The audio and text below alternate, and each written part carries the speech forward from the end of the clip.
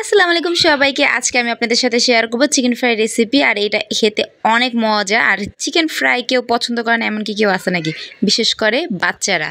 আমার বাচ্চারা তো চিকেন অনেক পছন্দ করে, আমি অনেক পছন্দ করি। সেজন্য আজকে ভাবলাম চিকেন রান্না করি, মানে চিকেন ফ্রাই করি আর আপনাদের সাথে একটু রেসিপিটা শেয়ার করি।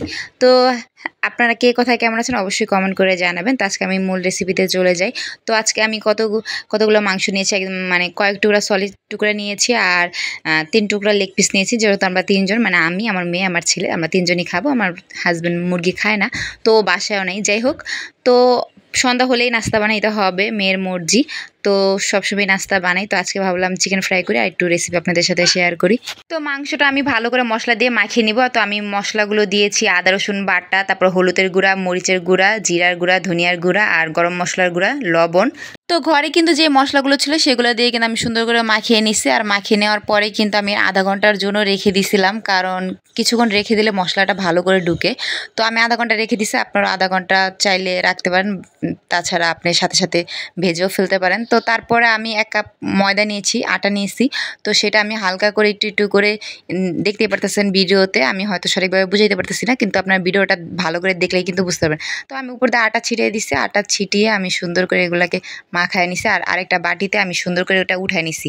আরেক বাটিতে আমি পানি নিয়ে নিছি। পানি নিয়ে সবগুলো চিকেনই কিন্তু এখন আমি আটা দিয়ে ভালো করে এভাবে মেখে, তারপরে পানির মধ্যে এভাবে চুবিয়ে তারপরে আবার আটার মধ্যে দিয়ে এইভাবে ভালো করে কোট করে নিচ্ছি। আর কোট করে নিয়েই কিন্তু আমি এভাবে এই যে ডুবো তেলে কিন্তু ছেড়ে দিতেছি। তো তেলটা আমি হালকা একটু গরম করে নিয়েছিলাম। তো গরম করার পরে আমি তেলের উপরে এই চিকেনগুলা ছেড়ে দিতেছি। চিকেন ফ্রাই কিন্তু ঘরে বানানো অনেক সহজ, আর এই চিকেন ফ্রাইটা অনেক মজা লাগে। আমার তো বিশেষ করে আমার নিজের হাতের চিকেন ফ্রাই আমার অনেক ভালো লাগে। আমার মেয়েও বলে যে আম্মু তোমার হাতের চিকেন ফ্রাই অনেক মজা। বাইরে কিন্তু চিকেনের ১ পিস চিকেনেরই অনেক দাম। তাছাড়া ঘরে কিন্তু আপনারা এইভাবে চাইলেই চিকেন ফ্রাই বানায় ফেলতে পারেন। তো এই তো কথা বলতে বলতে আমার চিকেনটা কিন্তু হয়ে গেছে। আমি কিন্তু উল্টায় পাল্টায় ভালো করে মচমচা করে আমার চিকেনগুলা ভালো করে ভেজে নিছি। তো ভেজে নেওয়ার পরে যে আমার চিকেন হয়ে গেছে, এখন আমি সবগুলো চিকেন এক এক করে বাটিতে উঠাই ফেলতেছি। এই যে দেখেন আমার চিকেনগুলো হয়ে গেছে আর অনেক মচমচা হয়েছিল। এই যে আমি একটু ভেঙে দেখাইতেছি।